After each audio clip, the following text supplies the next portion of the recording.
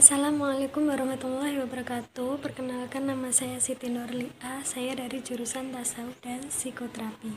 Di sini saya ingin berbagi sedikit materi terkait tentang pentingnya atau perlunya pengendalian diri terhadap suatu emosi ataupun amarah sebagai kesehatan mental.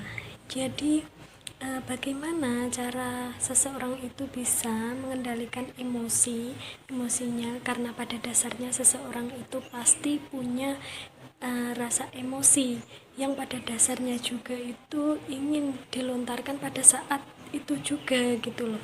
Jadi bagaimana cara seseorang bisa mengatasi atau mengendalikan emosi tersebut? Yaitu di sini salah satunya dengan tenang dan diam.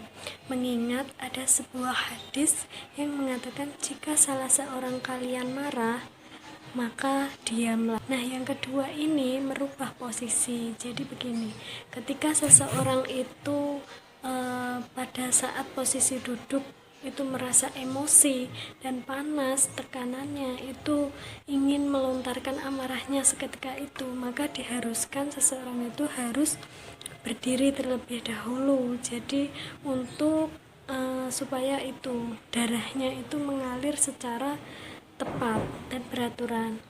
Lalu selanjutnya ini bagaimana cara mengendalikan emosi atau amarah seseorang, yaitu dengan cara kita berwudu. Karena pada dasarnya itu seseorang ketika emosi, hawanya itu panas seketika. Ketika panas tersebut dianjurkan mengairkan airnya itu. Nah, seketika itu seseorang akan merasa dingin, suhunya akan berganti ya.